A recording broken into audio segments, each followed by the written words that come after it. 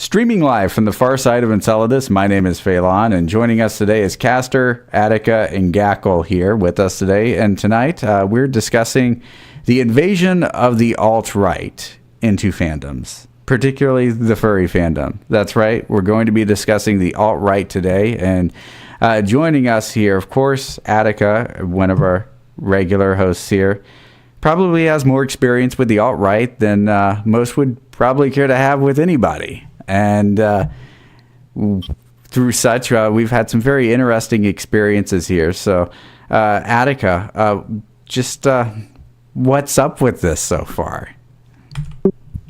So I don't know why I'm the expert, because like all of you guys just like I freaking go on the front lines and take all the internet bullets for all you guys, except Castor. Castor's on the front lines with me too.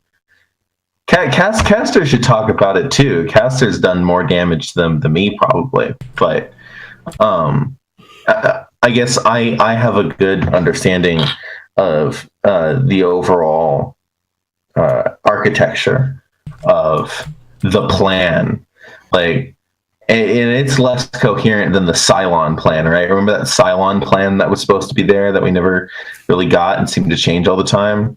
That's kind of what it's like. But so the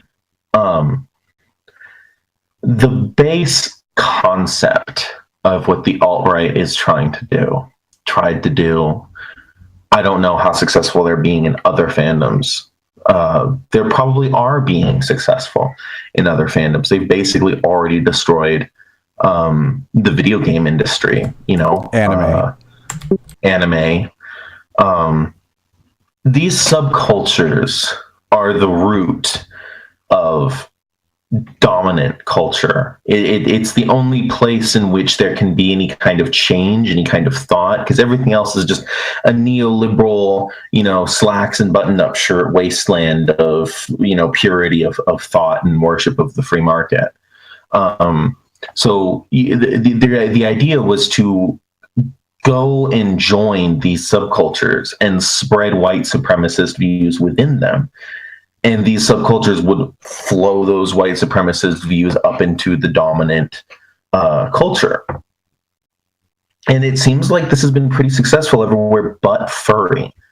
And the reason that so many other people are having such a hard time with this is they're hamstrung by their own industries are still looking at the Nazis as, how can I make a buck off this?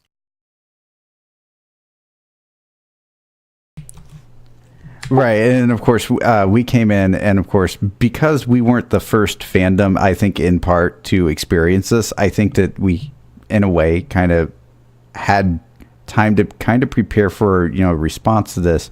But the other thing is, I do think there are natural inclinations within the furry community that this is just totally incompatible with much of what we stand for here as well. So I think those two factors, just our community being what it is, being composed of a lot of people that are LGBT, being an openly tolerant community, on top of seeing what happened to the anime community, seeing what happened to the video game community, and now it's like one by one. I mean, this is like the joke in Futurama with the space Roman Empire or whatever, where the planets kept falling one by one or whatever. No, it was the Brain Empire thing. The planets kept falling one by one, and they were wondering why they went dark, and it was the brains taking over. Except this time, the brains aren't so smart. I'm going to leave Earth for absolutely no reasons. Instead of a brain, it's a foot. So my theory about this, about the alt-right, about fans, about subcultures, but they're infiltrating those subcultures, what they want to do and what they have done with those subcultures, and why they have fallen flat on their face in the furry fandom, comes down to, and there's going to be like a million eyes rolling when I say this, it comes down to economics. every other fandom is a fandom of a product. Those fandoms require that product to be continually produced. And in a way, our fandom requires that product to be continually produced for that fandom to exist. But in all other fandoms, that product is not owned by the fans. It is owned by a company that produces and controls the production and the amount of production, the marketing. And in many cases, these fandoms are completely artificial. The market has been created and jolted and corralled like sheep into buying this product.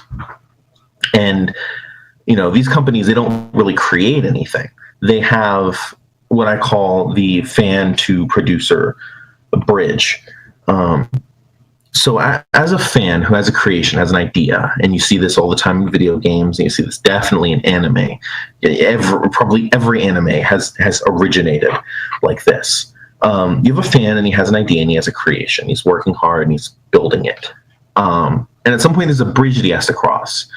In order for this to be really created and really distributed, he has to barter with the troll under the bridge. The company who says, I will give you a payment in exchange for all the control of your product. In the furry fandom, there is no fan to producer bridge. All the fans are producers because we're a fandom of an idea and not of a product. And that idea makes it self-perpetuating. And we all collectively own this idea of anthropomorphics. And it can go in so many different directions. So our fandom was incredibly hard to co-opt because of the other fandoms. All that the Nazis had to do was they had to fake being fans of this product, consume this product, become the market of this product, and turn this product into a mouthpiece for their agenda. But with our fandom, because we're not beholden to any company, we don't have to ask permission from a market before we act. We can act immediately in our own interest. And they try to apply the same concept, the same economics of become the market, become the fan base, and then you become the mouthpiece of it. Except the fan base are the producers in the furry fandom, and everyone stepped up and said no. And while I know that video games, I know that anime was probably screaming, no, that screaming was into a void because ultimately the company wanted to sell their product. And they're still trying to figure out, how do I make money off of the Nazis? And we just plain don't care. And so they've fallen flat on their face with the furry fandom because they fundamentally misunderstood what it was when they came in. And that seems to have led to what seems like, honestly, one of the quickest defeats of the alt-right in any space, really. I really kind of feel that the alt-right has, like you said, fell flat on their face on this one. They fell pretty fast. Like, they were pretty much in and out in what, like, this has been going on about a year, maybe a year and 6 months is when it started. And well, so I don't know about, I consider this entire thing to be one large psychological operation from 2008 to now. In 2008, there were internet Nazi furries on Second Life doing pools closed and patriotic Negras and all that kind of thing. But like, what power? There wasn't any power. There wasn't any force. They had nothing to control, nothing to take over. There was no movement. It was people first wandering onto 4chan and finding ironic Nazis and then became real Nazis. But they didn't start playing their cards. They spent 8 years building these cards, and they didn't start playing them until about a year and a half ago. But, these people have been in our community for almost a decade. But the minute they showed their hand, they've gotten their asses kicked. I mean, this is the thing with larger society as well. Ever since Trump has gotten inside the White House, they've just felt emboldened. So now they feel now is the time to act. Now is the time to actually try and co-opt groups like the furry fandom. See if I could see how popular we actually are. So in other words, go big or go home. Yeah, exactly. So it's also a factor where they think they can get away with it too. Yeah, that's another thing too. I mean, we're a group. We're very much so people who are inclusive right? So they think they could take advantage of that, but that's not going to work, of course, because I mean, we are we're a fandom that respects people who are typically disenfranchised in society. So I mean, if your idea is, okay, we're going to further suppress people because of who they are, that's not going to fly in this fandom at all. So we definitely made quick work of them. Furry has always been a refuge for every other for every identity for which the consumer market of fandoms had no purpose, had no interest in. Anime didn't have anything to market to them because they weren't the right, they either weren't straight or weren't the right kind of gay. Video games didn't have anything to market to them. Because, I swear, I still haven't played a new video game since the 90s. It's old, the same video game with just new, graphics, feels like. You're just playing Super Mario RPG in the corner. No. Okay, so, I don't want to diverge into, a conversation about video games, because, dear God, that horse has been flogged to death. But, it's rare for a video game with a truly new concept to come along. And really, I mean, what is the difference in shooters now from Doom, right? It's the same thing, just different graphics. In fact, really, you want to do a different kind of shooter game, make it a leftist shooter game. Make it a game about Spain. Make it a game about, liberating Italy as small communist rebels towards the end, as the Americans were landing.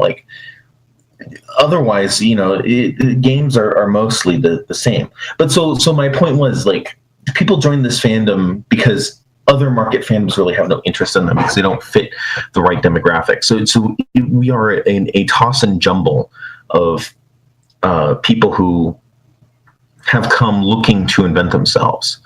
And that's the power of furry. That is another reason why I think the alt-right falls so flat on their face here.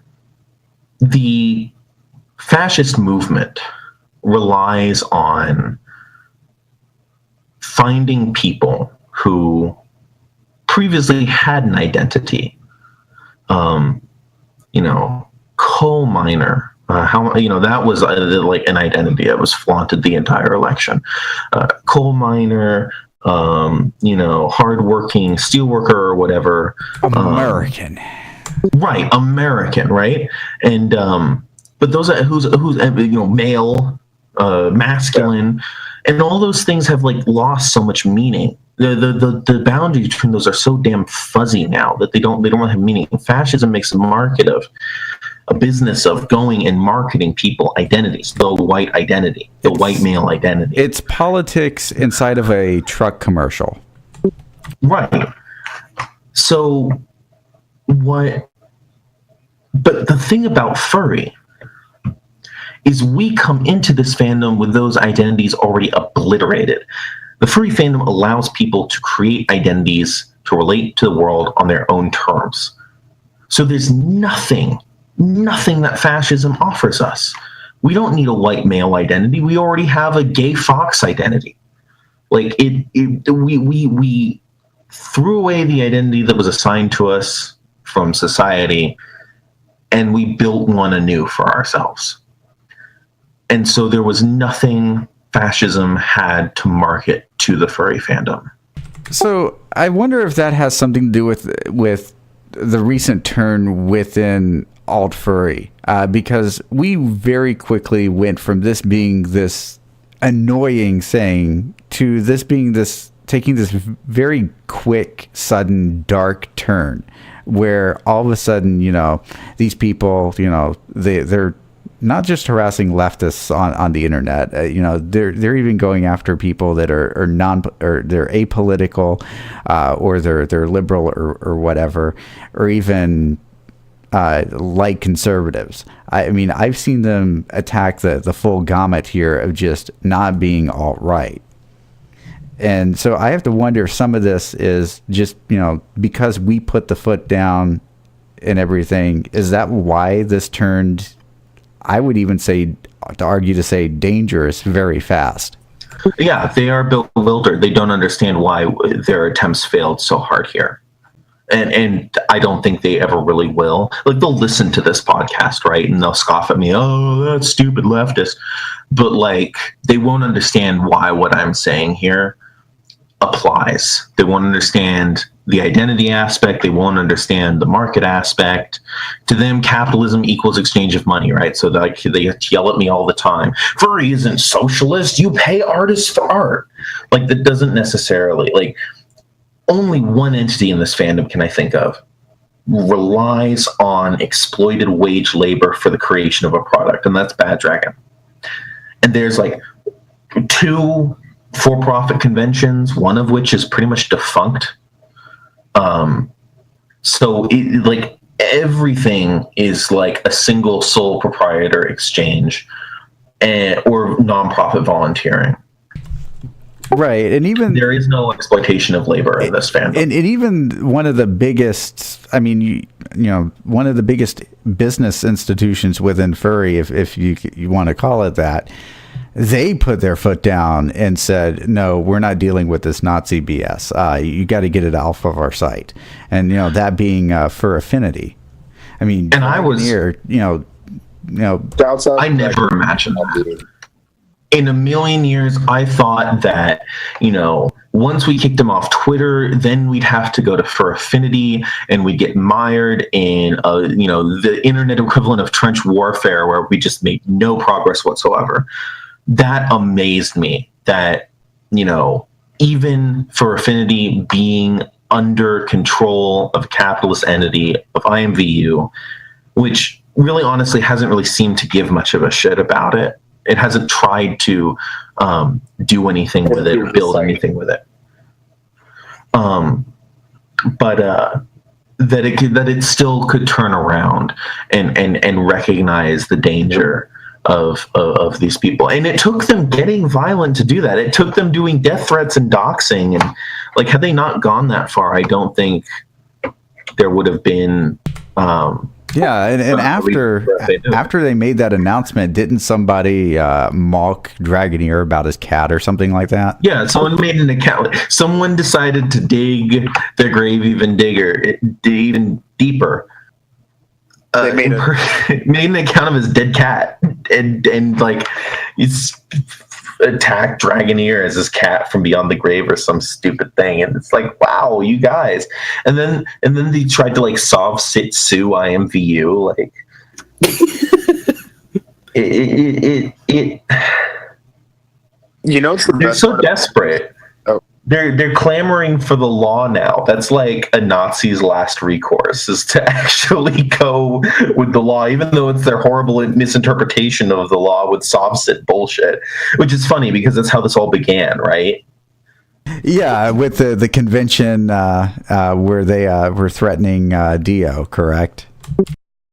Yeah, exactly. Like, it's just funny how this is all winding down to the same thing. Yeah, it all comes full circle there. I've learned fascists, they don't have a very big bag of tricks, do they? Like, I'm watching them. I'm waiting to find some kind of change, some kind of new direction and tactic. But they're just throwing the same stuff against the wall and wondering why it's not sticking. The sock puppet accounts, the accusations that go nowhere, the claiming things happened that they didn't, the trying the both sides of badism. Like, and it's like, it's not working, but they keep trying it. They don't have anything new. And then, of course, setting up false flags and fake honeypots, and then falling they fall for themselves. They fall for themselves, and then once they get caught on it, they're like, "Oh no, that's not us." Yeah, like the thing about Califer, how they spammed phone calls to Califer and calls to the police and stuff. And it almost caused Califer to end, and they had to spend $26,000, and that was all their money in the bank, and everyone hated AltFurry for it, and they went, oops, and then they tried to say it wasn't them, it was this other group. Well, that other group was just a real neo-Nazi group that one of the alt-furries also was a part of. It's bullshit to say that it wasn't your group. It was you calling in backup. Right. And right now, that's what I see them doing. They're calling in backup from 4chan because I've seen this explosion of sock puppet accounts of people who so fucking obviously aren't furry. That's another reason why they failed. Furry isn't a fandom. It's a culture. And it's not a culture that one can easily imitate without immersing yourself in. Right. I've noticed so a lot of the newer ones are definitely like they have a different feel to them. And of course, all the sock puppet ones, they're very easy to find. They usually have stolen art or just a really crappy avatar that looks like they had their nephew draw. You know, just real cute stuff. Exactly. It's the few furries who actually are really fascists who have been embedded in the fandom a long time, calling in people from 4chan to pretend to be furries, and they're so freaking bad at it, and that's how desperate they are at this point. And so I want to say to the furries who, because we are a very conflict-averse fandom. It took literal Nazis to budge us into moving to do something about ourselves. And because we are so conflict averse, because we would rather prefer a negative piece of silence than a positive piece of justice, that the people that you're afraid to fight because you just want it to all go quiet and go away, these aren't furries you're fighting. You're not causing a division in the fandom based on a difference in opinion. You are fighting people who are coming into this fandom who are trying to claim that they're us, to throw on our fursuits and take our voices and use it to further their ideas and push us out of the thing that we have spent 40 years building. And 37 years. The other thing is that unlike other fandoms, and I think part of it is that they're becoming frustrated at this point because they're not getting anywhere, that the rhetoric is changing, and it's changing in a way that other fandoms never had. This is rhetoric that I've seen from these groups. I've seen in the Discord logs and everything. This is stuff that makes things like the skeptic community and stuff like that, where like people like make exaggerations of what people like TJ Kirk and SJW. Yeah. What they like, this is stuff like people exaggerate stuff that they say and then blow it way out of context. No, this is stuff that blows that out the water, because there have been threats, there have been plans basically to commit what for lack of a better term, are terrorist attacks. And I 100% expect they will carry that out. I am afraid that's exactly what this is going to come down to, and I really hope it doesn't. I really hope that we intervene before this becomes a thing, because that's the last thing that anybody wants to see is somebody take a gun into one of these conventions. And we've already had something terrible happen at a convention. We had a chlorine gas attack back, what was it, 2 years ago now, Midwest Fur Fest. Was it? I think it was 3 years, but yeah. Yeah, it was a while back, and I could honestly see that either one of these alt-furs do this, or they get their 4chan friends in on it, or some white supremacy group that does this.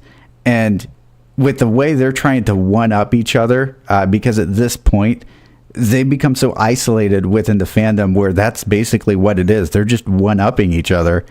That seems like that's going to be the next step here. We already know that a lot of them have taken guns to conventions already. Like, this isn't really something new. And like, these type of people aren't exactly the most stable, like mentally or emotionally. And it honestly, really is just a matter of time before something happens. Honestly, like I would not be surprised if it was me. Like I have attracted a lot of their attention. I haven't quite done as much damage to them as you have, Caster.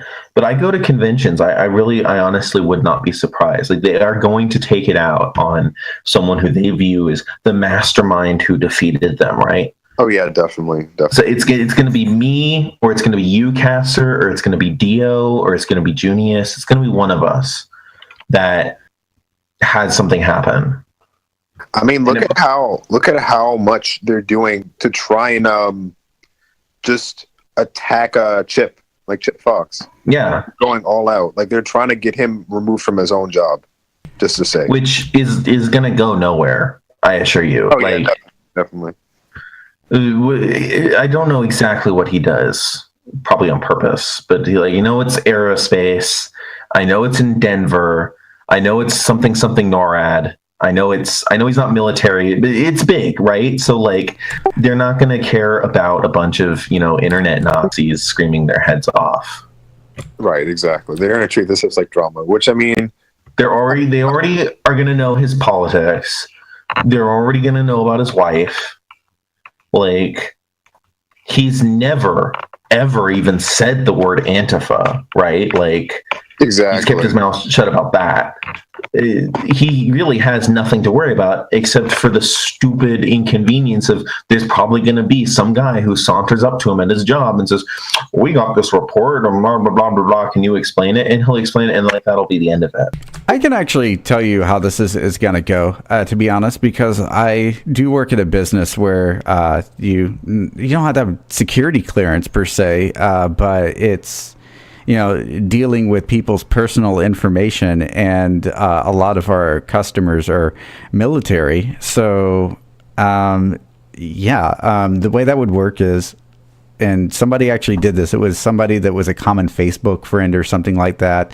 And I assume that they're probably with an AltFurry, but they had called my business, said something about me, my politics, and that I was a red and all of that kind of stuff. And yeah. Oh no, Adrian, the Reds are dumping poison in the lake. Yep, exactly. And so Turn the frogs gay. I had somebody say, "Oh yeah, we did get a strange call, but they didn't." Yeah, they were like, we didn't really log it or anything or look into it because one. You already passed all your security checks, which is, the most important thing. I got, in order to do my job, I have to pass an FBI background check. So, hey, guess what? Which means they don't care about your file. Yeah, they don't care about my file from high school. They don't care about the fact that I was activist or whatever. They really don't. All they care about is the fact that despite that, otherwise, I'm a good, outstanding citizen that mostly has followed the law within my time. And I don't have anything striking on my record that would pose a danger to anything that I do at my job. The right's main gripe and complaint and rage about communists is that we hate America and we hate our civilization and we hate this and we hate that. For the most part, we hate what happens outside of America. Like, we as citizens have pretty good control over what happens within our country, and we mostly abide by those laws, even though the economic system exploits us. It's really our problem with the fact that the military is able to do whatever the hell it wants to do to whatever country decide, suddenly has oil or whatever. It's the citizenry of this country has almost no control over what the country as a whole does. Our democracy is very limited to our hometown in this country. And that's really the problem the left has. We don't hate America. We hate the things that America decides to do without consulting we the people first. They're literally doing things in our name. Like, they're saying they need to topple this regime in some third world country. Yeah. Right. Like, you ask even the average Trumpy, farm boy American, what do you think we should do about the regime in Kazakhstan? He's going to go, well, I don't care. I just want to leave them alone. I got my horses. They leave me alone. I leave me alone. Right. That's what most Americans are going to say. The only time that really most Americans really give a crap about that is that they feel like they're being attacked, and that's just logical human behavior. And so the news makes us feel like we're being attacked. And if you turn on the news, what do you see? 24/7.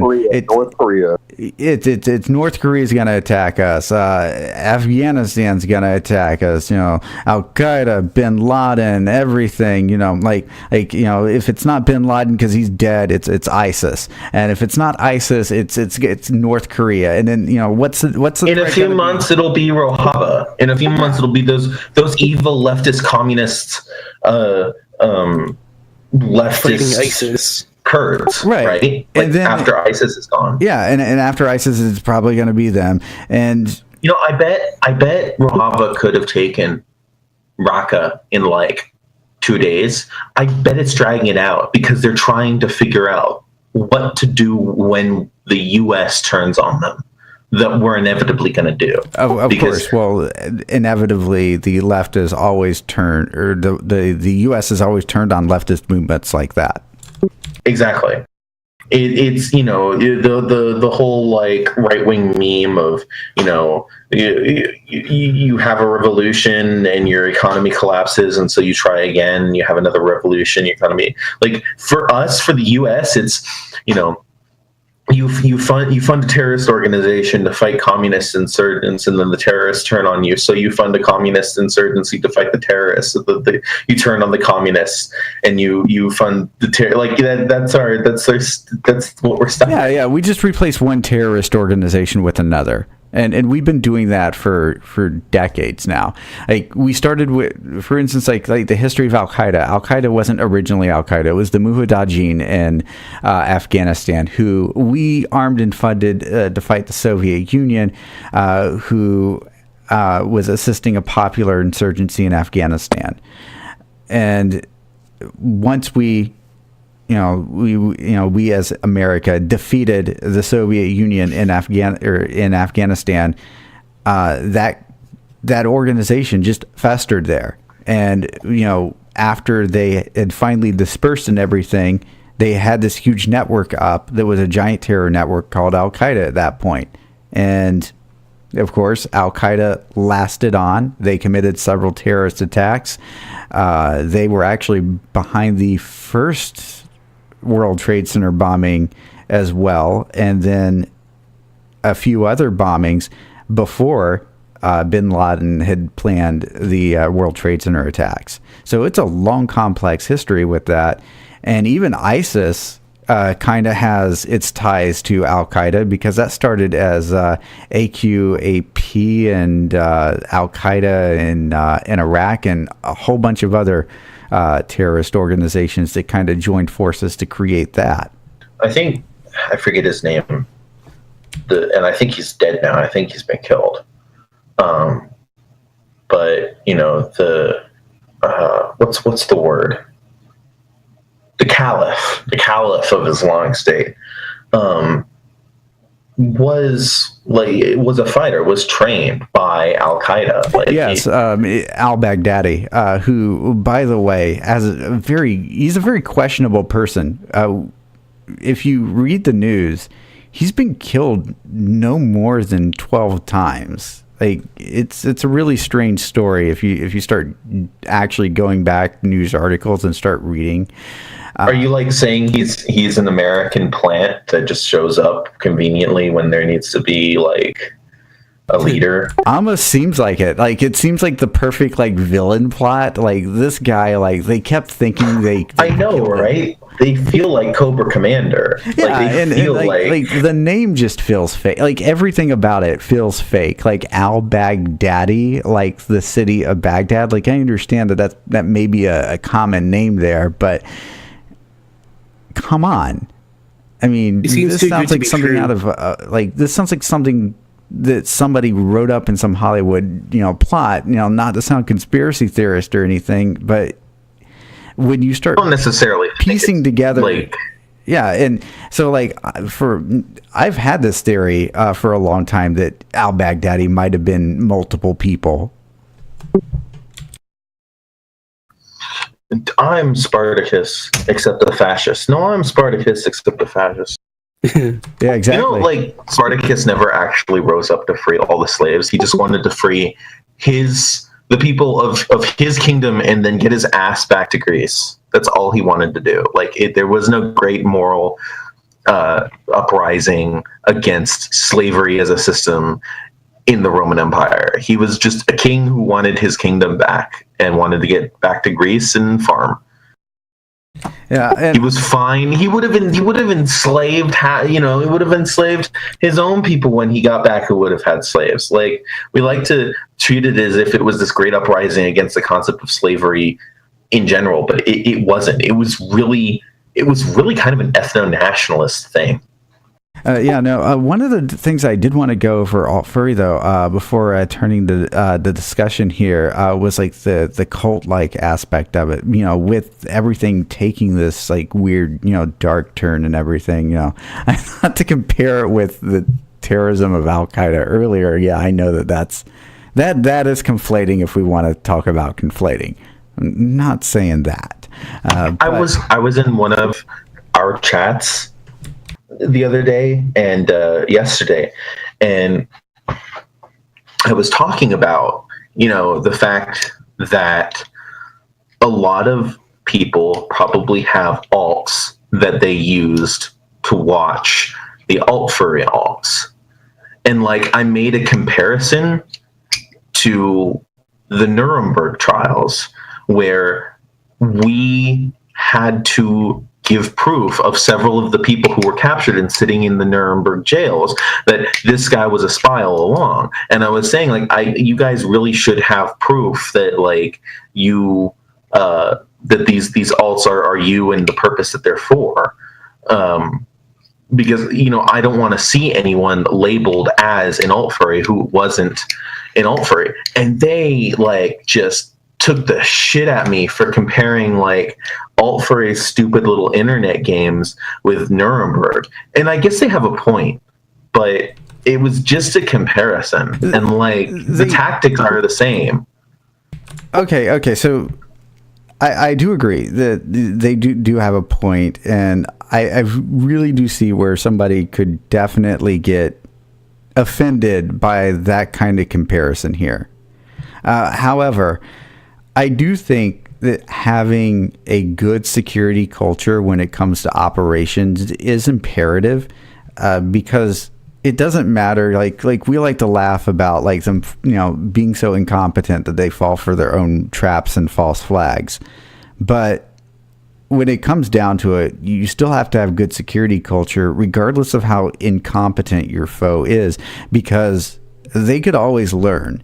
And secondly, with them bringing in people from places like 4chan and whatnot that may be a little bit more senior to these kind of operations, we may no longer be dealing with people that are just like, yeah, this is just their hobby. This is what they do to dick around and whatnot.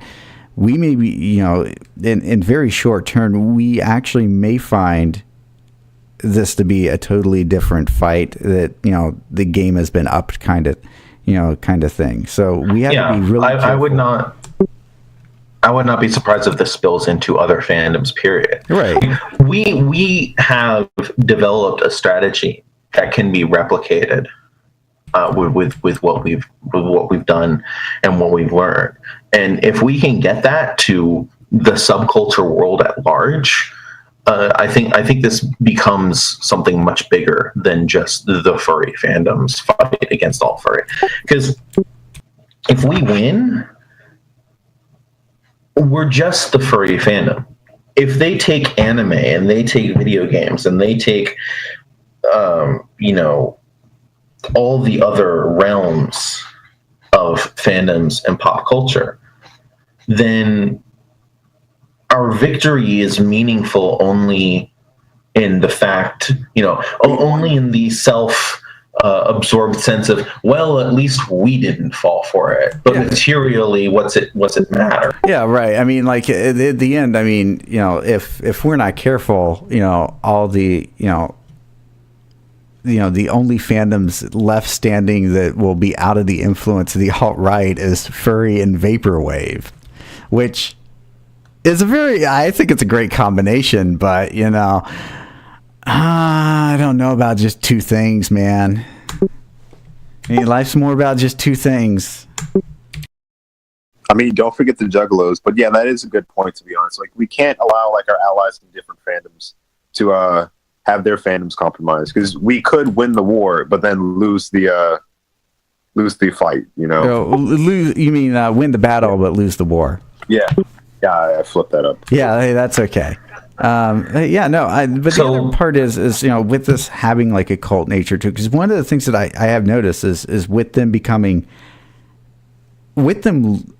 seemingly because I think that they realize that they have lost and they have to up their game and everything, and they're trying to come back and they're making these pushbacks. But the other thing they're doing, they are becoming more isolated, they are becoming more radical and everything, like we'd said earlier, with them making threats and everything.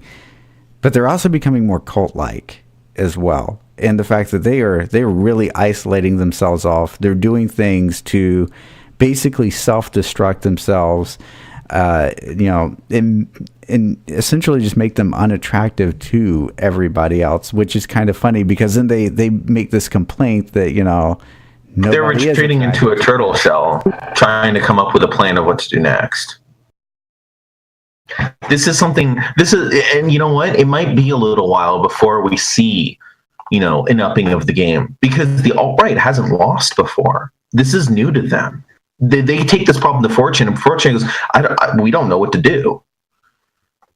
And so Fortune as a whole, the alt-right as a whole, has a new problem that they have never experienced before, and that's they lost a subculture. Their tricks didn't work. And they have to make a different game. And maybe they won't be able to. I have yet to see a fascist learn new tricks. Yeah, but in the meantime, of course, they'll still be whining about their incel life. Yeah, like they're not going to go away, but they will be throwing the same stuff at the wall, hoping it sticks, because they don't have a solution for what to do. And the alt-right as a whole won't have a solution for what to do about losing the furry fight for the furry fandom for a while.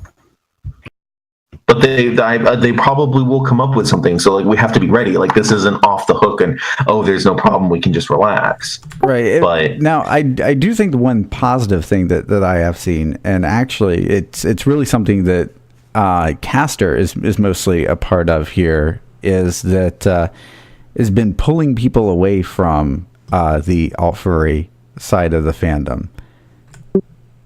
And I'm curious as to just where do you begin with that? One thing that I tend to go for is just people who they don't necessarily want to be with AltFurry, but they feel as though they have no choice, right? Someone's not going to change their shitty behavior if they feel like they're just stuck. And that's what AltFurry ultimately wants these people to feel like. Like, okay, yes, you've done something wrong. Now's the time to double down. This is what AltFurry tells people to do. And that's obviously not the thing they should be doing. So reassure them that, of course... But it worked for Trump. Yeah, being a shitty person works when you're fucking a millionaire. But it's not going to work for you, buddy. It's definitely not. So once you stop being a shitlord, people are going to stop treating you like you are a shitlord. It's simple as that. You encourage that, and just be open to people. If people are wanting that, if they want to talk, I say talk to them.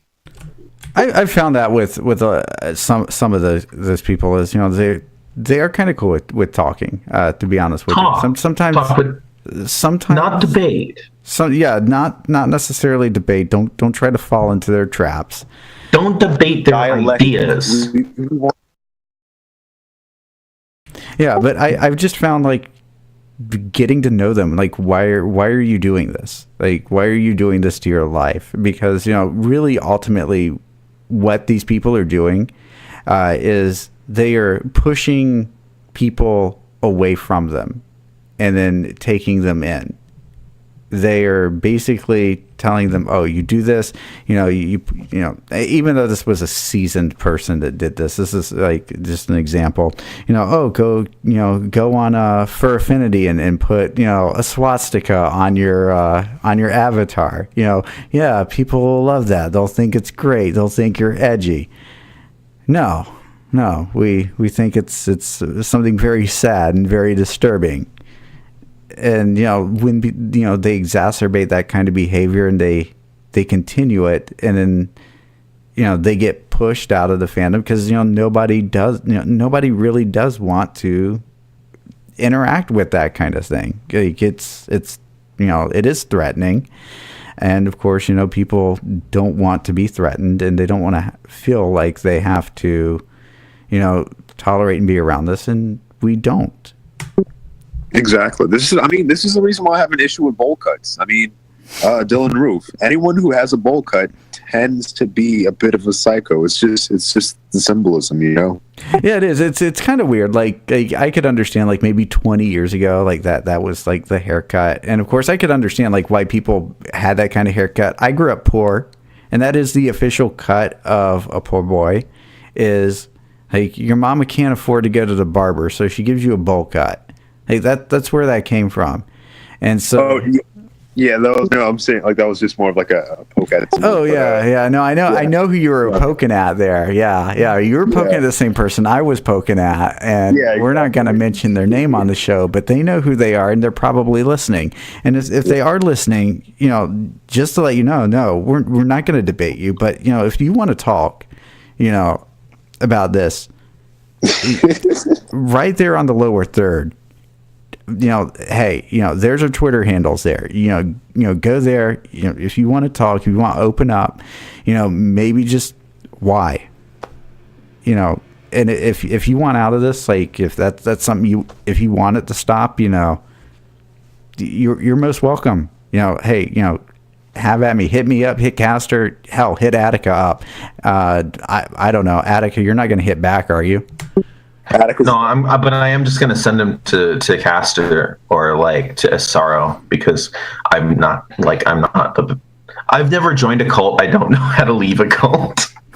Yeah. And I really kind of feel like it is that way. And the thing is, to those people out there that are there, knowing what you know, seeing what you have seen in the Discord, and some of this, it may be jokes. It may actually be irony, but let's just, on the off chance, just be cautious and say some of it's not. And how much some of it is definitely not. Some of it's definitely not. And when you start talking about, radiological attacks and stuff like that, like there was a conversation about basically how to build a dirty bomb in there. And I know that they like to bring the same accusation or similar accusation up against us because one person made a vague joke who was then kicked out of the chat and is no longer part of the community as of my awareness on this one. They also like to bring up, this just shows how these people are not furries. They bring up the poisoning Foxler plot, right? And it was an Ipecac and civet oil joke. It's a furry CSI episode joke where the girl poisons her raccoon boyfriend with Ipecac and civet oil. And I made the joke, and it went right over their heads. And they continue to try to throw this around, and it's hilarious because all you do is point them to the episode. Then somebody else made a similar joke about Foxler where they said they were going to poison him with polonium. That was a callback to the Russian thing. Right. Yeah, obviously, like this is a joke from an event that happened 10 years ago that everybody knows, and it just really gets me. There's a difference in the tone here. There's a difference in the way things are being carried. No, for the most part, the jokes being made under leftist furs, yes, they are legitimately jokes. And when things get heated or whatever, we ask them to stop. I've been asked to shut up. God, How many times have I been asked to shut up about something? Almost every day. No, I'm just kidding. Almost every day. No, almost all of the stuff that they quote, at least of me, was from the day that my Senate was deciding whether to vote on whether I was worth keeping alive or not. Right. So, like, my comments about putting Republicans against the wall come from a context where they were talking about putting me against the wall. Right, and I think that's where there's a lot of separation from context and everything, and it's really easy to do post ex facto. Whereas, like, if you look at the context within AltFurry that these comments are coming from, the context is different, and so you have to take the context in which these things are being said into consideration. And yes, there are people out there that do make stupid comments, and yes, there are people that make honest mistakes, and those people within our community have been kicked for that. And that, I think, is the difference. Whereas in AltFurry, those same people that make those, well, I'm not going to say same people, but if I were to go into an AltFurry Discord with an alt and say those same kind of things except aim them towards leftists, I wouldn't be asked to shut up.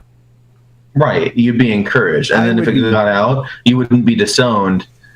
Right. To your face, but they would say that, oh, you were in a different group. Right. And then, of course, behind the scenes and everything, I'm getting high fives in my DMs and whatnot. I don't know how people speak these days, so I'm not leaving it at that on that one. High fives in my DMs. Is that a thing? That's a pretty dead meme, man. You got to step up your game. I got to step up my game. I mean, is that 295? Yeah, I'm fairly certain. Yeah, like that's something I think I heard on Space Jam once. I'm fairly certain. But yeah, no, I mean, it's just, I think that it really is, it is getting to a point where I think things do need to be addressed within the fandom, and I'm glad that we are taking this on as a fandom here, and to those people, like I said, if you're willing and wanting to, contact one of us, go ahead, contact one of us. If that's what you want to do. If, you have an issue with something we say, hey, lower third Twitter handles, go for it. Yeah, I mean, I definitely, I live for discourse, dude. Call me, if you want to come out and insult me, then of course I'm not going to take you seriously. But if you're willing to talk, you're willing to change, I'm all ears. I've been scared with how much you like to talk, Caster. Like I used to be so worried. I used to keep my distance because I'm like, oh man, he is like so eager to debate them. He's like a week or two from just falling into their trap and like being absorbed into AltFurry. And it didn't happen. I don't know how the hell that happened. I don't know how you're able to like help them. Probably because you have a sense of humor. I noticed that people with senses of humor don't really fall for the AltFurry stuff. I guess I know a joke when I see one. Might just be that. Did you really just go? Yeah, he did. Yeah, I did. Okay, but AltFurry doesn't have a sense of humor, so we have to explain the joke. I will say, one of the biggest comments that I got about the first episode, the biggest, I guess, quote with complaint in it, because after I had explained it wasn't a complaint, was guess what it was about? Anybody have any ideas? What's it about me? Yeah. Caster, you're fired. You're not communist. You got to step it up.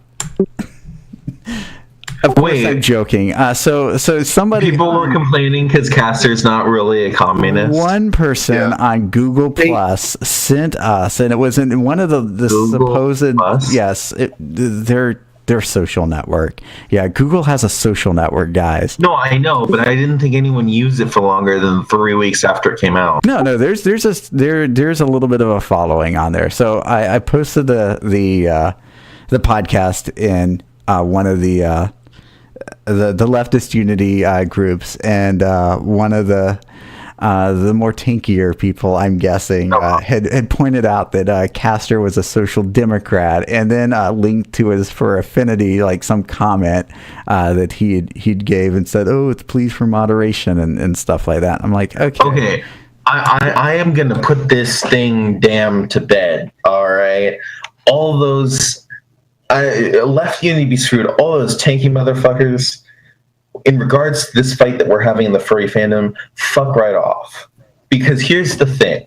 The people who have done the most damage to AltFurry, Caster taking people out of the cult, Chip making the first block list, and all the other stuff he's doing, some of the hardest hitters in this fight have been, those Rosa killers, those social democrats that the tankies just think are completely inept at doing anything about fascism.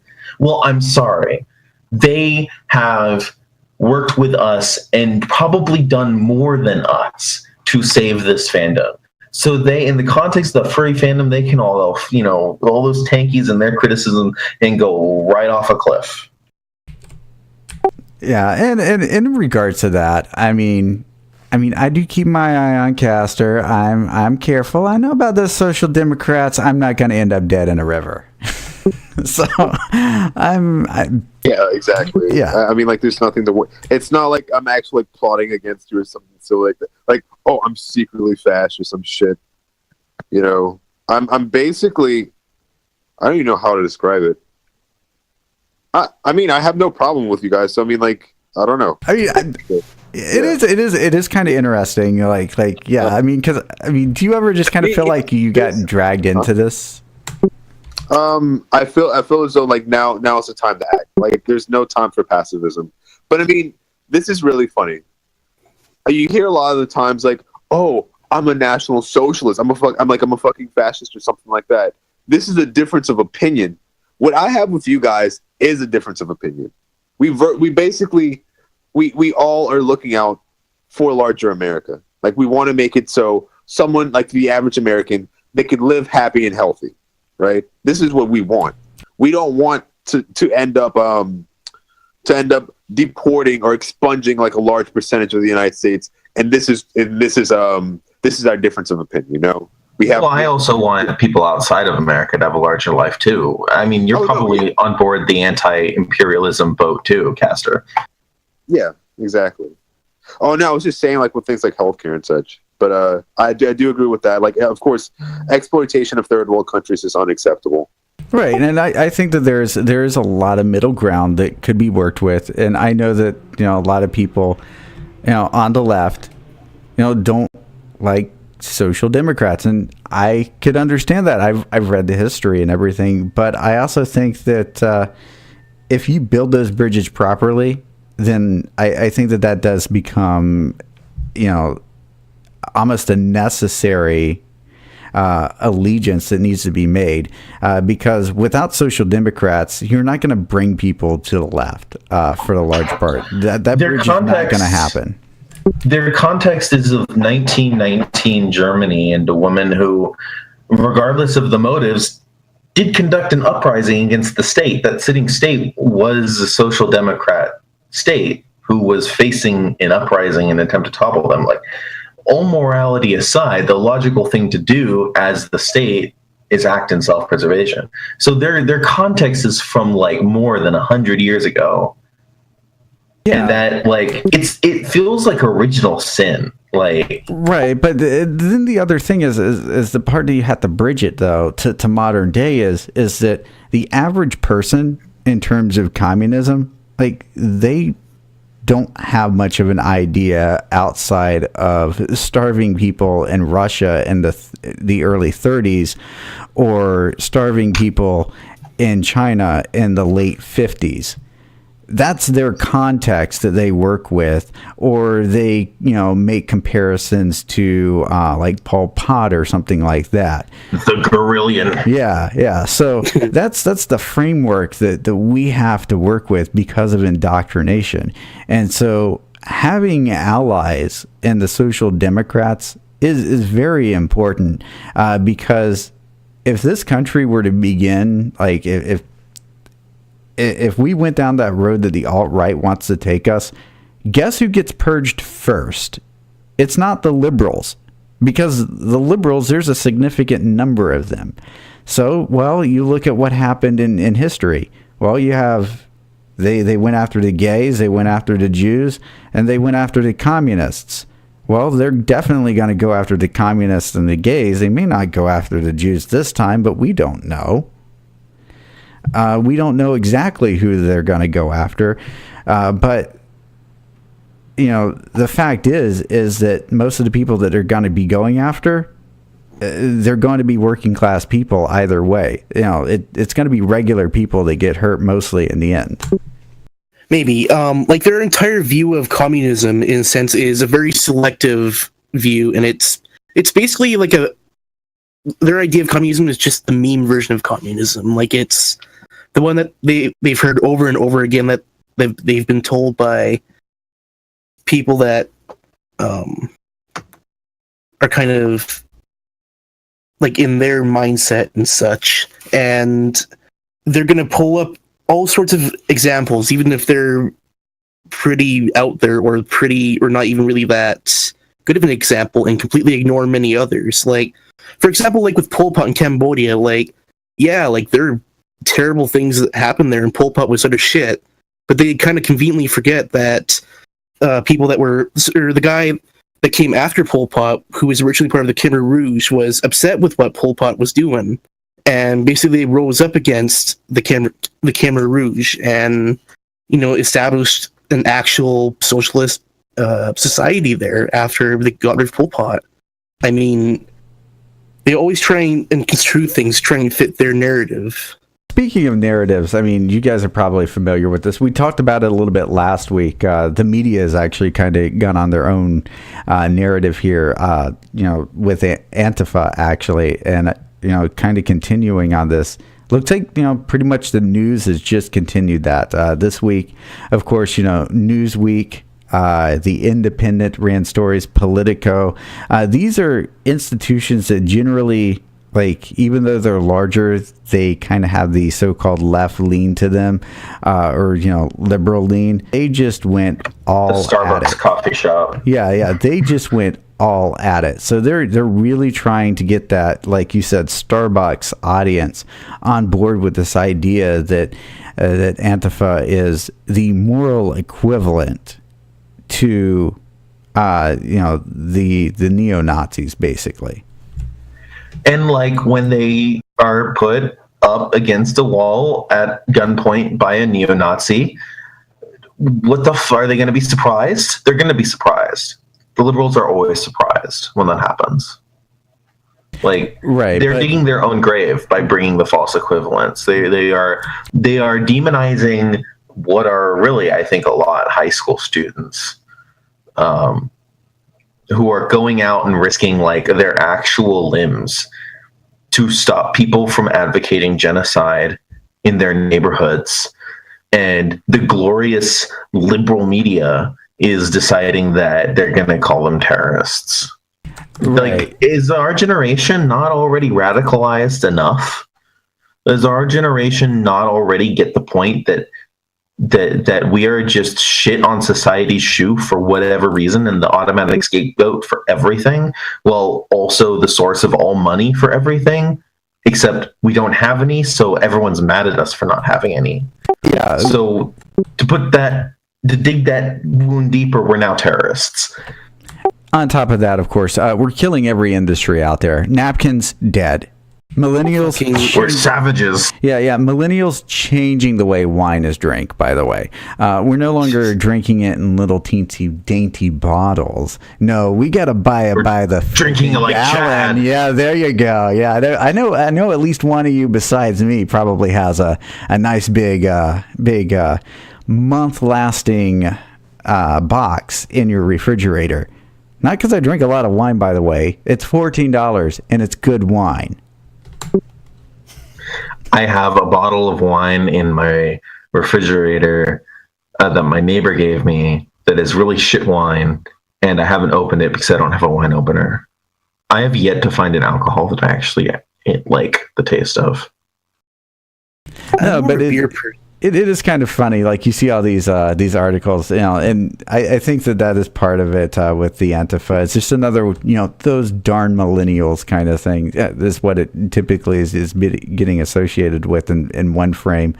But in the other, yes, I'm sorry. Yeah, go ahead, Gakell. Another thing you have to remember is that a lot of these news companies or a lot of these media companies are either owned by other companies or there's some other company pulling the strings. Like, for example, if you just look at MSNBC, they're owned by Comcast. And you look at any other big news organization, you see a similar thing going on. And this big kind of backlash against Antifa is absolutely a big influence from the higher ups in these basically in these media conglomerates, and it's more or less that they feel threatened. They feel like Antifa is a threat because they're popular. Because Antifa is popularizing an idea that absurd ideas like people deserve healthcare and such, or they're spreading ideas that kind of challenge the power of these big corporations. And they're challenging the idea about people doing anything about anything, period. Like, yeah, basically. Like, there's another thing I want to bring up here, which is one of my new favorite terms, actually, is inverted totalitarianism. And it's essentially described as where I'll just say it word for word from the description. It's a system where corporations have corrupted and subverted democracy, and where economics trumps politics. In inverted totalitarianism, every natural resource and every living being is commodified and exploited to collapse as the citizens are lulled and manipulated into surrendering their liberties and their participation in government through excess consumerism and sensationalism. Like, essentially, like, they've kind of enforced a kind of a system with each other to try and subvert people from like wanting to even care about democracy in itself.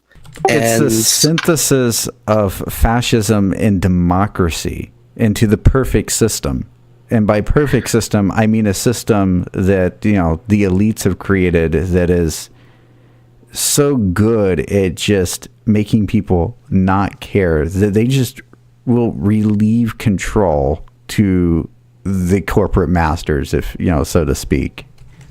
Yeah, it's basically like they've basically beaten the people into submission through all these influences and through just kind of like bringing in control over things. Now, and like, there's a lot of people that'll say that they don't care about politics, but I mean, that's kind of a sad thing to hear, because it's kind of a thing where a lot of people will kind of give up, and you hear time and time and again where, oh, well, I can't do anything about it, so why worry? Like, that just kind of breaks my heart whenever I hear that. You know what? Here's the thing. A lot of these people, they don't care about politics until the city decides that they can't build the shack in their backyard, or the city has come down to shut down their restaurant, or whatever. And then they suddenly do care about politics, because then it becomes a matter of personal business.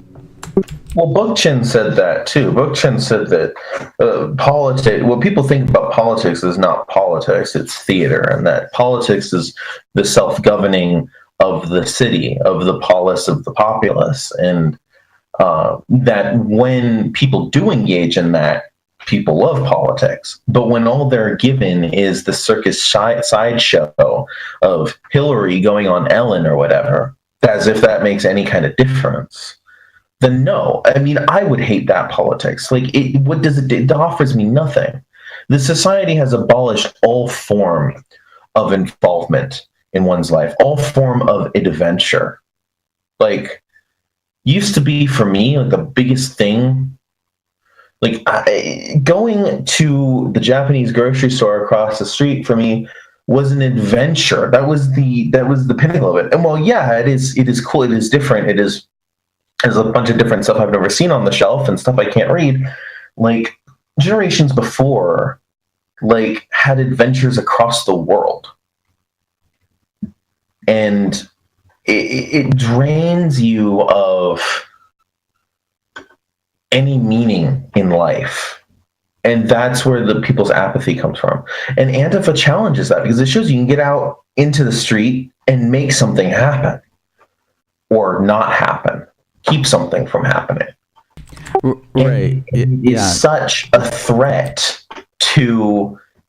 Actually, it was my Medium article that stopped us from fascism. It's people doing things, period, taking their own lives and their communities into their own hands without the express consent of the New York Times.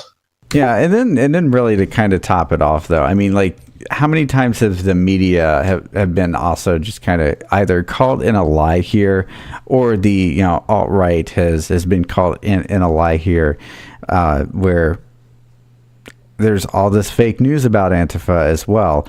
For instance, even Politico kind of, went into it with the FBI and Homeland Security saying that, there's going to be Antifa attacks.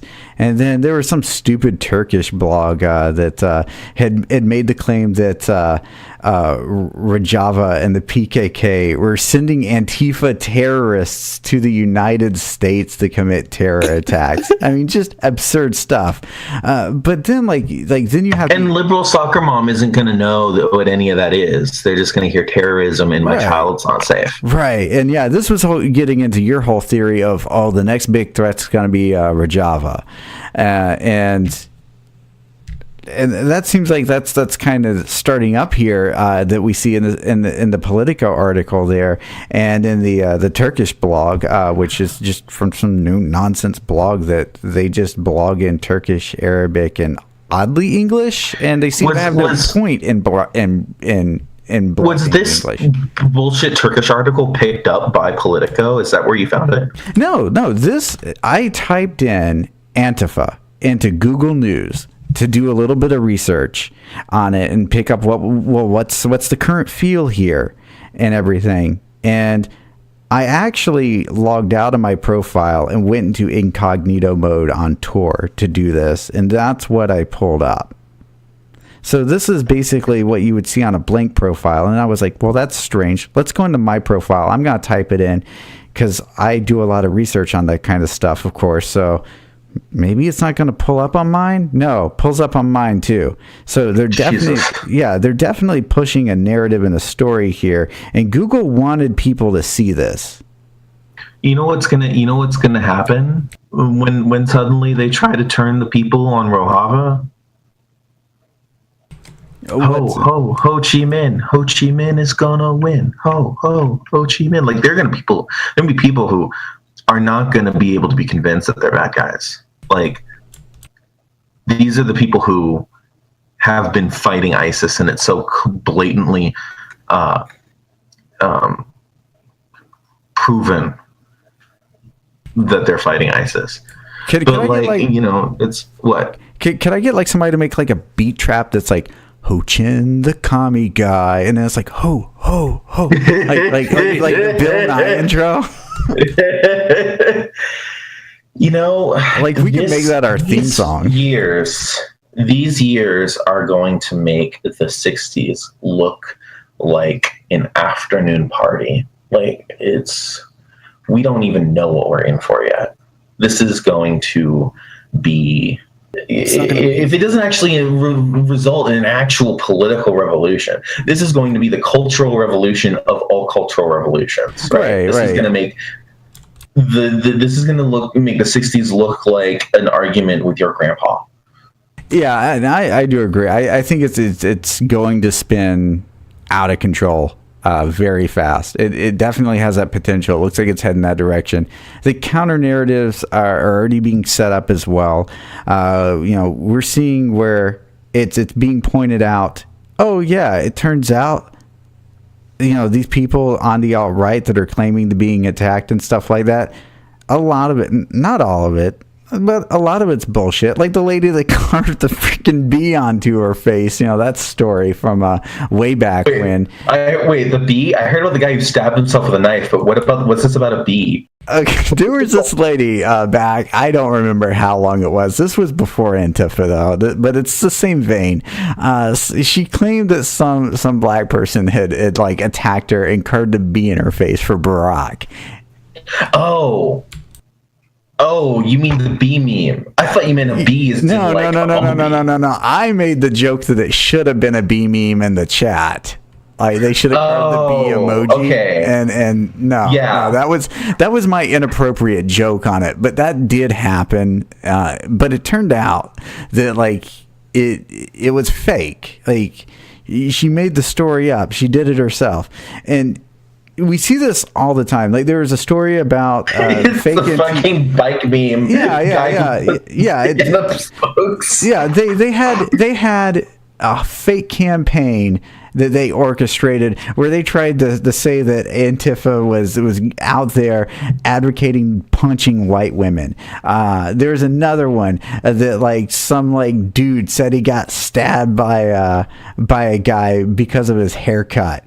And it turned out that no, he didn't. He stabbed himself, and the police ran an investigation, found out that he bought that knife at a hardware store, and he admitted later that he had stabbed himself.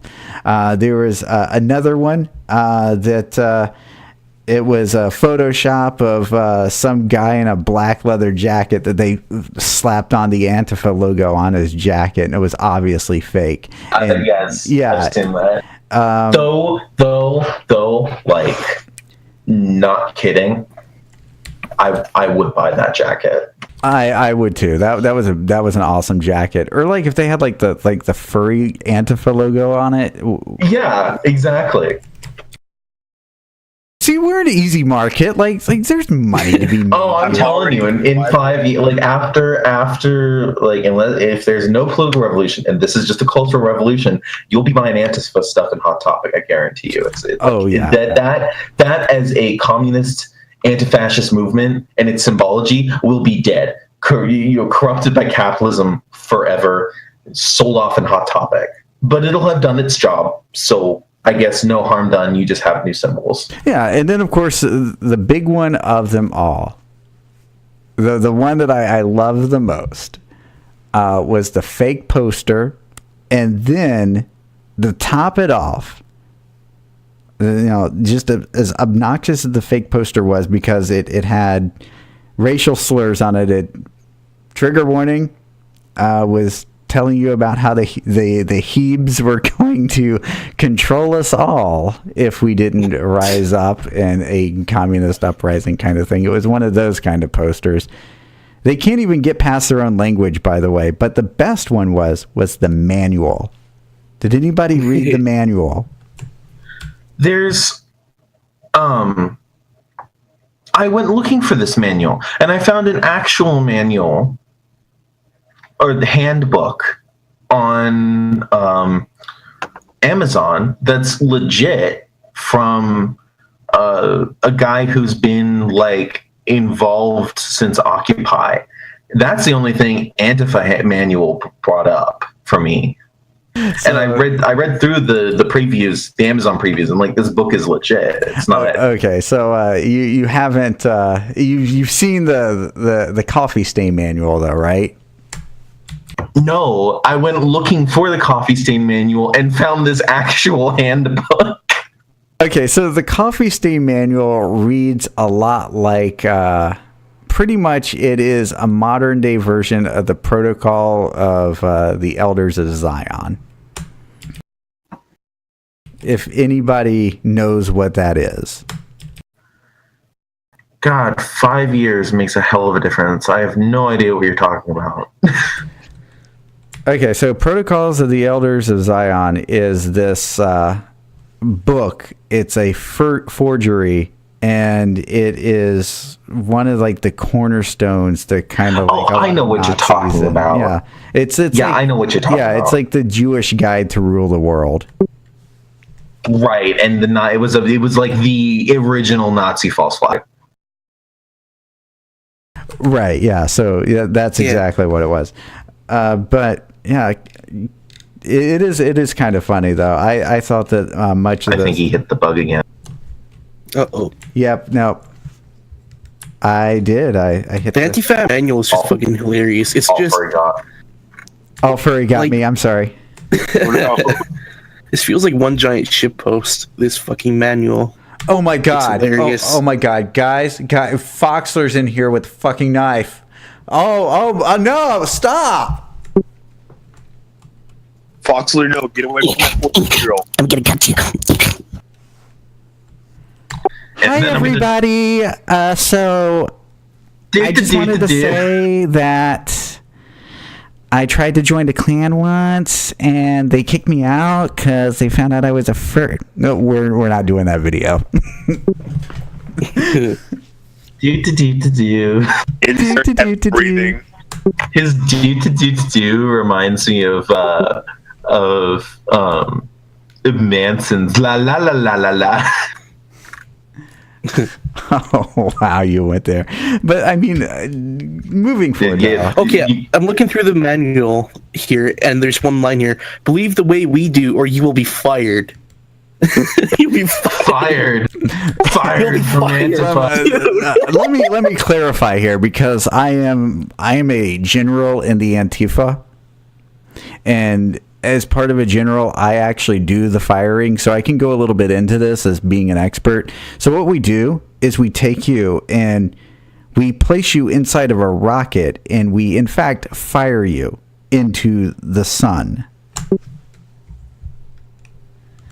Now, don't think about how much energy. And once in the sun, you're melted down into your original elements, and you rejoin the cosmos as new materials, the material conditions of the cosmos.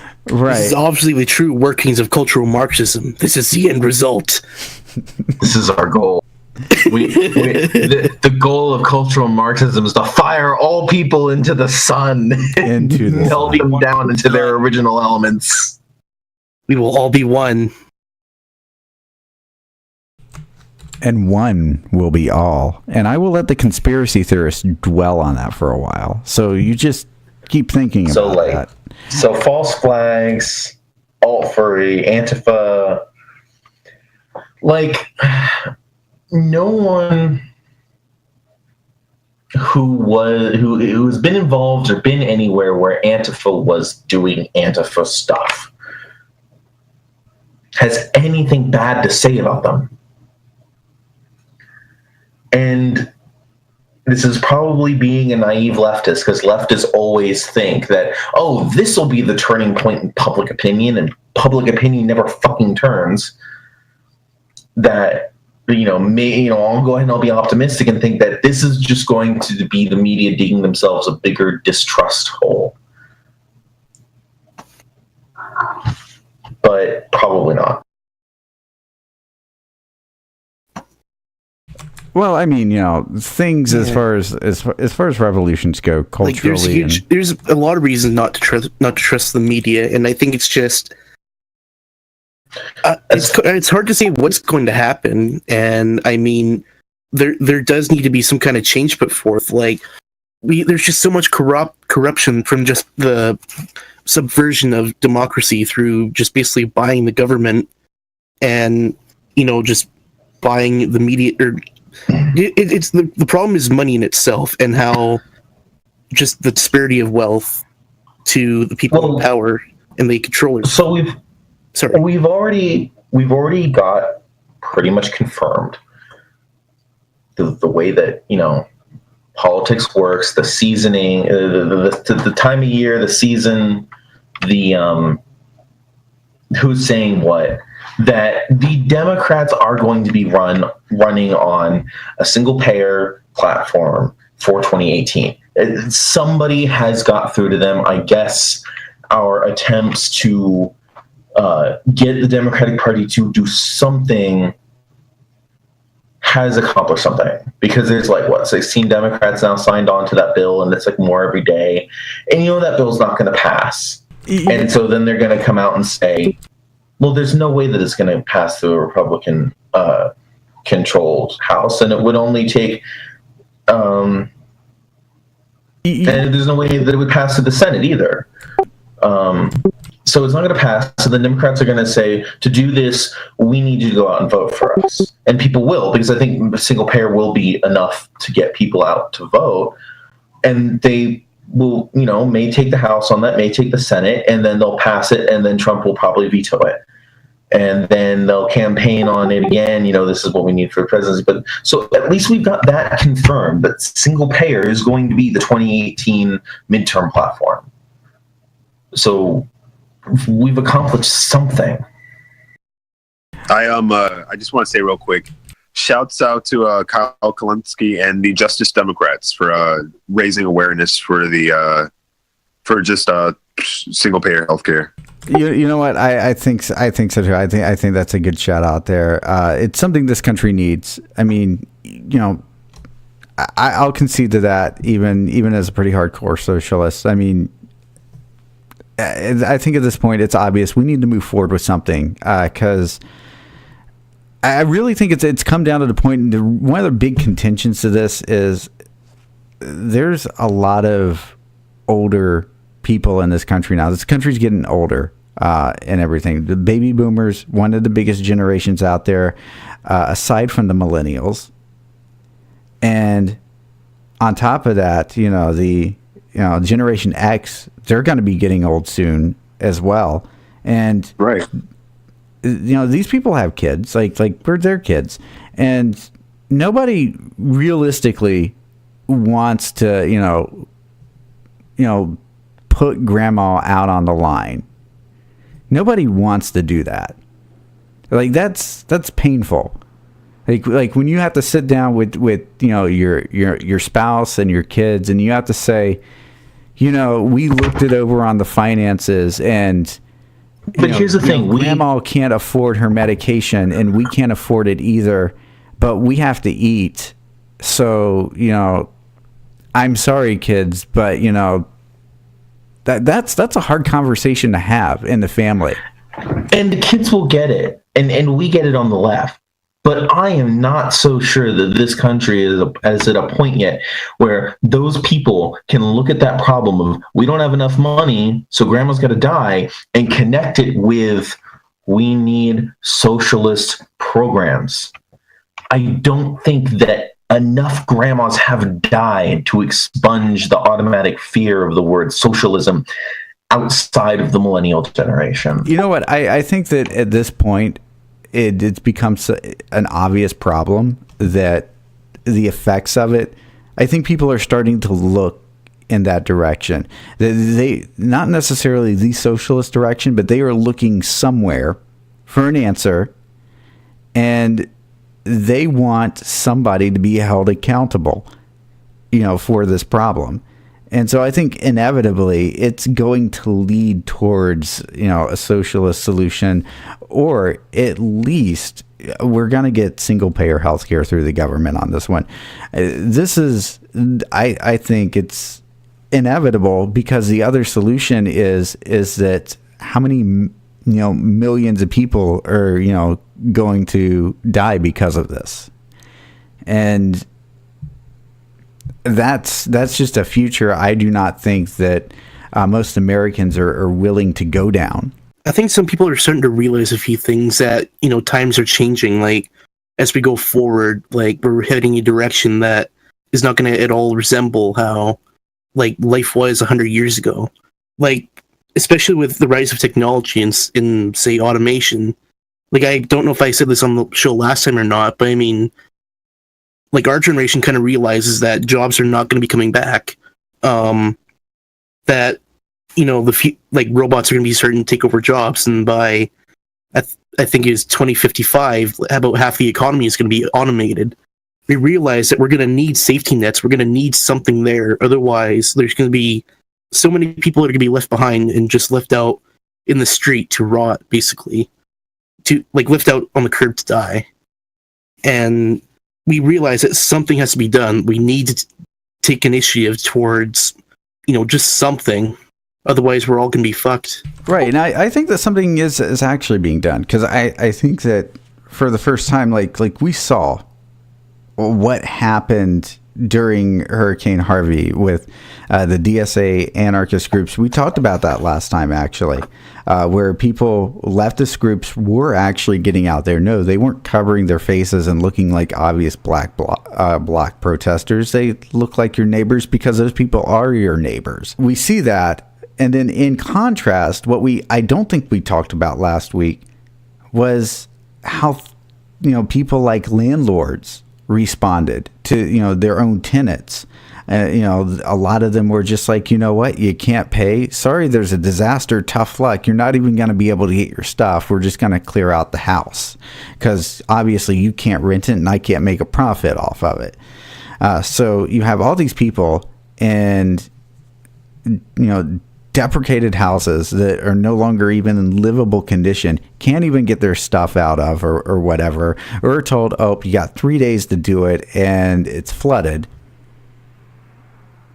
And, to say the joke, and I'm not serious, you guys, because I know AltFurry listens. I'm not serious, but, I'm not make the joke anyways. But, you wonder why Mao killed all the landlords. Because AltFurry are landlords. Literally, Goth Skunk is a landlord. Of course he fucking is. That would actually be pretty funny if that's true. But I'm going to take your word, and I'm just going to believe it's true, because that would be funny. It is. So headcanon, at least, Goth Skunk is landlord. Watch Goth Skunk try to, sue us now. God, that's such a great meme. Fucking. So, from all of the Antifa articles, I am so tempted to dress in black, get an Antifa flag, walk down the street, and walk into Starbucks and just see what the fuck happens. I'm committing no crime. I'm not armed. I'm not throwing bricks. I'm going to Starbucks in my Antifa uniform. Who will kill you tempted. first? The radical far right, or rather reactionary far right, or the so-called radical centrist? So who puts you out on the wire first? But here's the thing. The I'm not even so sure I'll be met with anything but bewilderment. I really want to do it as a test of who knows about Antifa, who gives a shit about Antifa, who is actually going to do something besides be angry online about Antifa. I mean, if some guy in a pickup truck just takes out a gun and shoots at me, well then there's more to our narrative, is walking down the street not doing anything. And it would be so obviously I'm being provocative. I'm a provocateur. So anyone who takes me seriously would be stupid as hell, and it would be such obvious bait that anyone who took it would deserve what they get. Actually, I did want to go into the hurricane thing actually, and kind of just follow up on that as well. So I just kind of wanted to move on there. In terms of Harvey and Irma, because both Castor and Gakell had informed me after the show last week that you guys had wanted to discuss the effect that this is actually just going to have on the national markets in terms of things like housing and housing markets, and where this is going to really take the economy, because I believe one of the fears expressed was that this was going to be a shock to the economy, and it could end up being the shock to the economy. And we're not even done. What was it? We had 3 hurricanes in 1 week, and it's the first week of hurricane season? Well, we had 2, and then Katia hit Mexico, and then Jose, we don't even know what it's going to do at this point. It was supposed, there was a model that said it was going to hit New York on September 18th, and it's still circling out in the Atlantic, and it could hit New York still. It's looking like it could hit anywhere from North Carolina to freaking Maine. Gakell, do you want to go first, by the way? Yeah, I kind of see a very good possibility that we could, the U.S. could be heading towards, economic trouble. All you have to do is look back to Katrina, and then the housing bubble collapse happened just a couple years later, and how Katrina actually contributed to that, where and you're going to see this happening after Harvey and Irma, where after you have big natural disasters like this, people are going to be wanting to, obviously rebuild houses and stuff like that. The just from the cost of rebuilding and the cost of materials itself, the cost of building materials is going to go up. So then, in turn, housing prices are going to go up. Real estate is going to go up, and it's going to contribute to another housing bubble. And on top of this, there's also all the fires over on the West Coast right now that are causing devastation. And of course, as this develops, we're going to be seeing, like we're already kind of in a hole with real estate in general. And right. Sorry, and I feel on top of that, of course, the government's running out of funds to respond to this because FEMA has basically announced that they're literally running out of money right now. Yeah, like even like right after Harvey and before Irma, FEMA only had $1 billion left, and that's not quite a lot to spread across the devastation from Irma and the whole situation on the West Coast. And like the U.S. is very ill prepared for these natural disasters right now. So many things have been cut. And you can guarantee that with Trump's political agenda, he's going to be trying to take down as many regulations he can for the banks and for real estate in general. And it's looking kind of like parallel to Katrina and the Great Recession, where we could be heading down a road where just from the increased cost from building materials, the cost of housing is going to go up. And it's going to lead to a point where, where we might just have a big dip, like in the recession. Right, and we never even got over the recession. I never felt like the recession was over. I never felt like the economy came back.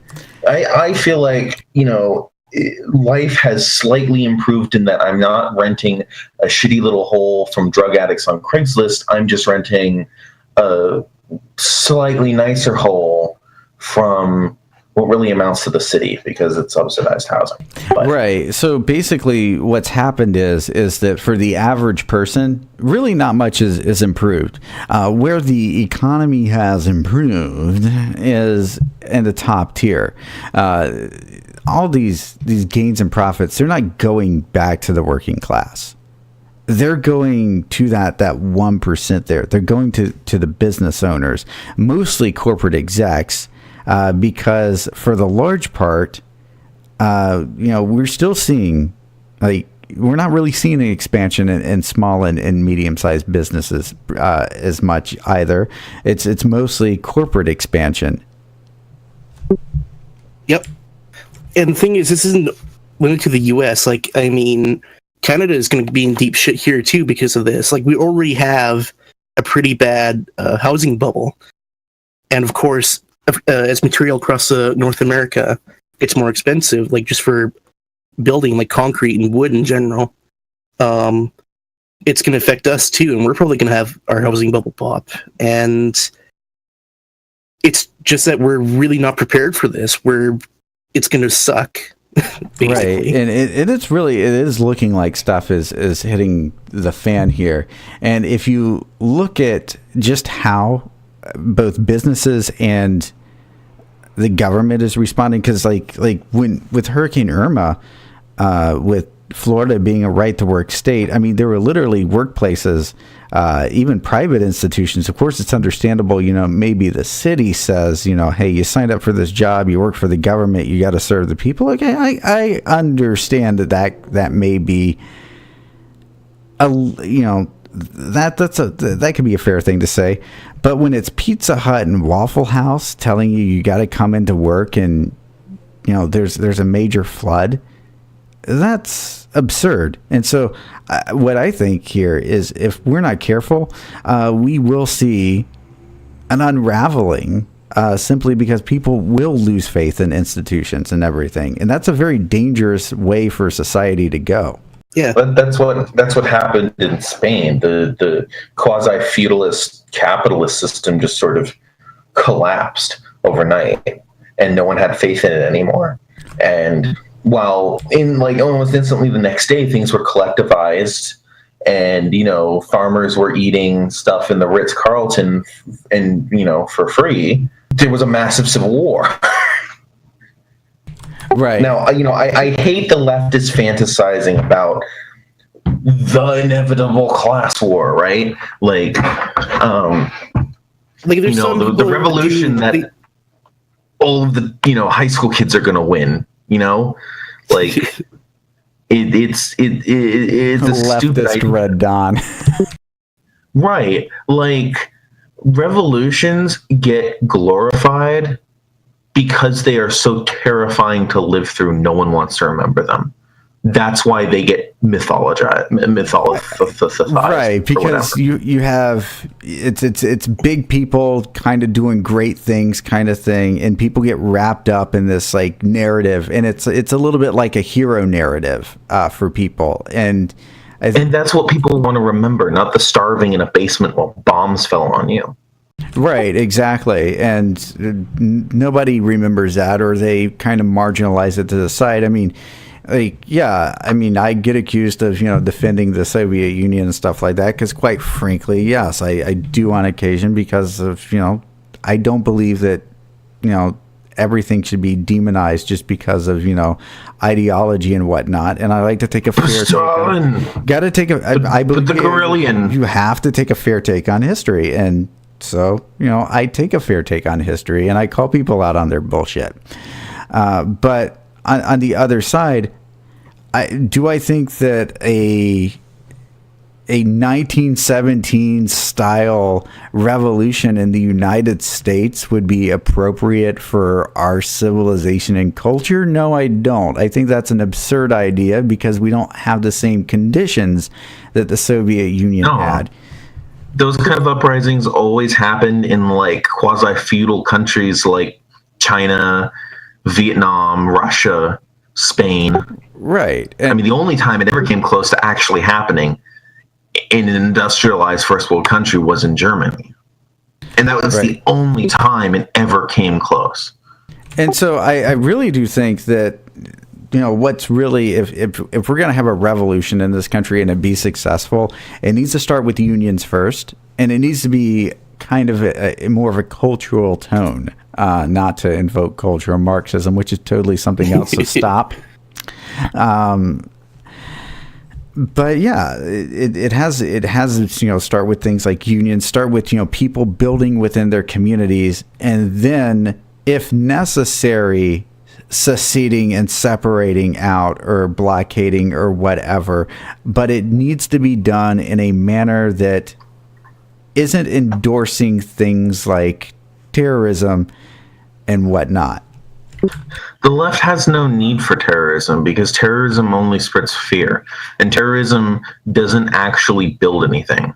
It only takes things apart. Right. Like, Trotsky wrote a whole book on why terrorism is useless to the left. Right. And you know what? I'd actually like to go into that in a future show, because I think that would actually make a great show, and it's very topical now. So we actually might very soon do that. But as far as institutions go, there was one institution last week that did, and it's the last item on our list for tonight. It just collapsed, and it hit my industry in particular really bad. I think you all know where this is going. It's the Big E, Equifax, an institution I'm very familiar with. I have to work with it every You had one job. They literally had one job, and that is to collect the data, the financial data, and report it accurately of hundreds of millions of Americans. And I know that's a deep task, but they should be hiring the best and brightest minds in security to ensure that this data is secure, because that is part of their job in ensuring integrity. And I don't have to worry about my credit, because the revolution will abolish credit. I mean, obviously, that's the solution here, is that the revolution is clearly just going to abolish and it's going to be like in 2 weeks, guys. So get ready. that FICO score, there ain't going to be no more myfreecreditreport.com jingle. myfreecreditreport.com guy is going to be marching with an AK. I thought we were gonna send him to the gulag. Didn't we agree to that because he's a bit of an apologist? The My Free Credit Report guy? Yeah. I don't know. But, well, no, because the people in My Free Credit Report commercials are always, like, shown to be, like, really poor, even though they're white. Like, really poor, living out of their car, and, like, they just check their credit, and everything's great. I'm gonna And, check like, my so credit. they're obviously the abused proletariat. So, like, that guy is going to be pissed off. It's all a lie. Capitalism doesn't work. So he grab his AK-47, fuck myfreecreditreport.com, and he's going to be a revolutionary. I've got great news, guys. I'm living in my car right now, and I have a 775 credit score. My life is great. But yeah, I mean, the whole thing is just in the way this was handled, though. I mean, because okay, so the story breaks, and it turns out, they've been hacked. 148 million records in the United States, millions more in Canada and the UK and other countries. The Russians did it. Okay, all right. So just call Equifax, lock your credit report, and if you have a credit card somewhere, report it as stolen and get a new number because that number has been compromised. Potentially any other loan numbers you may or may not have, by the way, may not be, but good news, deposit accounts, you're totally safe. I can speak from experience on this one, and I'm not going to say why. Then it turns out that there's a little bit more to this story. So all of a sudden, the next story to roll out was, guess what? Turns out the guys that ran the company knew about this, and they sold stock on it. So there was some insider trading BS going on, and they knew about this for a month while they were preparing to announce the hack a week ago. They were short selling for a month over $2 million combined for three people to move out their stock and get the hell out of that company. Which, by the way, is totally illegal. And they won't pay a single damn price for it. They won't have any punishment. They're not going to lose their New York townhouse, their loft, their mistress, their second mistress, their secret wife, their gay, side job. They're not going to pay anything. Right. And then, of course, Equifax is like, okay, so we messed up and everything. Here's a device here to check your credit score. And then guess what it does? It doesn't work either. So depending on what browser you have, or when you checked it, or just even what you typed in, you could have typed in test 1, 2, 3, 4, 5, 6, and it would have yielded a positive result. You could have put Elmo in a random series of numbers. You'd still get a positive result. And then, so they're telling everyone that they're safe because they have no freaking idea. Right. They have no idea. They're telling everybody that they're hit. And some people, because I did speak with some people at work, and they're like, yeah, I did it, and I got a negative. And then I was like, well, did you try doing this? And they're like, no. And then they went home, they did it, and they're like, well, I did what you said, and I punched this in, and yeah, it turns out if you type in Elmo in a random series of numbers, it seems that at that particular point in time that it would return seemingly random results, or it would just come back that it was positive, which tells me it was random but with a positive skew on it. And then, of course, it turned out if you actually went through and clicked the next button to sign up for their protection services, you would have been barred from joining a class action lawsuit against them, which I'm sure plenty of lawyers are jumping on board to do. I'll be seeing Equifax commercials for 20 years, like mesothelioma commercials. How does this not destroy the credit industry? How does this not make all of the data on which credit reports, credit FICO scores, loans, credit cards are all based on so meaningless that the industry just falls apart? You know what? that's something that really kind of puzzles me. Like I really have to wonder, because I work at a job where I do analyze these kind of reports. This is something that I work with, and I honestly don't know what my institution is going to do in 2 to 3 months in regards to this. Are we just going to be using a different credit reporting agency? I mean, is Equifax just out of the picture now? I don't know. They haven't said anything on it. They pretty much just said if somebody calls in, they want to report their credit card stolen, encourage them to do so, and produce them a new record. But don't Equifax and Spirion or whatever and the other one, don't they all pull from the same data? Don't they all make their same conclusions from the root data, which is now compromised because everyone's credit is compromised? Okay, so Equifax was compromised. So FICO, the company that produces the score, was not compromised. So FICO provides an algorithm to these credit institutions. What they do is they actually do the math to produce the score. And then what Equifax does is Equifax provides the records. So Equifax provides FICO the records, and FICO creates the score using their algorithms. And so, I definitely get that. That's something that I've been wondering myself, like, where does this lead to? Because this creates a huge problem, because this means that the records can no longer be accurate as well, because obviously people are able to get in. And that kind of collapses the system, because that creates trust issues. And if you want a system to collapse, a very fast way to do it is just create a trust issue. And then, of course, the big cherry on top of this, like you said, is what alternative do people have in terms of like Equifax? Well, here's the thing. So with these credit reporting agencies, you can't just go to a bank or to an institution that issues you credit and say, I want you to use my TransUnion report instead of my Equifax report. It doesn't work like that. And on the opposite side, you can't just write and tell Experian, Equifax, or TransUnion, stop recording my information. I don't want you to create a profile. It doesn't work like that. That information is supposedly quasi-public enough for them to handle. And so they have a supposed right to that information, and so they are allowed to create these profiles on you.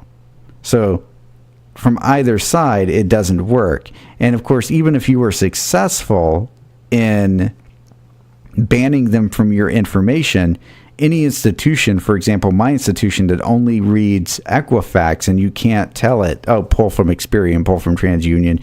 If you were to have your information removed from Equifax, they just wouldn't be able to access your information, and therefore you can't get credit from that institution. That's basically what that amounts to. So what would happen is that you're just not able to do business with pretty much everybody that deals with Equifax if you manage to request and are successful at getting your information pulled. Well, I mean, I guess it doesn't matter because no one in our generation is buying houses or cars anyway, so... Right, yeah. So, nobody in our generation can afford to.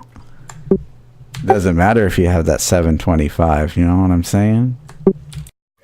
Yeah, it's like, okay, cool. That number tells me that, tells other businesses that they can steal from my pocket and get a little bit more. Not that I actually have any money. Yeah, exactly. It's just it just means that they're very likely to get their money back, and that it determines somewhat based on my income how much they can they can allow me to lend without going bankrupt and screwing themselves. Something I kind of realized, or I was going to say earlier, where kind of looking at things and wondering how it hasn't really collapsed yet. You have to realize that our society it's basically founded on debt at this point, and it has been since it started in the 70s, and it's just kind of accumulated to the point where, like, debt kind of doesn't even matter anymore across the people. Like, the whole country's in debt, and the banks kind of worm their way around this somehow. But it's not sustainable. It's going to come crashing down on our heads someday. You ever watch an old sci-fi show called Sliders? Never heard of it, I think. Okay, so Sliders, the basic premise of the show was that this group of people could teleport to random universes. And they decided, let's do it. And the entire series is them trying to get back home. And one of the universes that they enter was an entire universe dominated by this idea that you had to, it was illegal not to have debt. You had to have debt. And it was kind of like you can get anything you wanted. And the whole premise is you got in debt, and then of course you'd have to work your entire life. And what's really kind of funny is that episode is not really that much different than what modern America has become. It was really just an extrapolation of America, both then and now, even more so. But yeah, no, I just thought of that as being something, as an apt comparison. It's just so random, but that I remember that of all things. But yeah, no, if you ever get a chance, check out Sliders. It's really cool. It's not that long of a series, if I recall correctly, and it's definitely worth watching. I think with that today, I think that pretty much wraps up the show here for this week. And good show, everybody. Definitely appreciate everybody coming around here doing this, even if it is a little bit late, almost by a week. I do apologize about that. Anybody else have any stories or anything like that they wanted to add for this week? I'm good. I can't think of anything. All right, yeah, I think we hit all the major stories this week here, definitely, and I definitely do. At a future episode, Attica, by the way, we definitely need to talk Trotsky and terrorism. So if you're down for that in a future episode, let me know. I think Gakell would be too. What about Castor? Would you be down with that? I probably wouldn't have anything to add to that discussion right there. I can hear the tank. He's screaming from here. Oh man, I gotta start up the tank. I got some hungry. Oh no, wait, we're not supposed to make that joke on the show. That's right. Well, they're T-34s aren't that expensive. They're only $15,000. It's cheaper than Honda Civics. That is kind of funny. But I think we just lost Sir Raptor there from ever listening to the show again. But with that all being said and everything, do you think everybody... No, I would... If I had $15,000, I'd buy a T-34. I wish I had $15. Well, what would you do with $15? Probably buy pizza. What we will do, we will rise as the furry proletariat, topple the furry bourgeoisie, and collectivize Bad Dragon. Buy a bunch of T-34s, modify them to fire Bad Dragons. I said $15. You're going over budget here. Okay, so Attica, you know what the simple answer would have been? 2 chicks at the same time. What?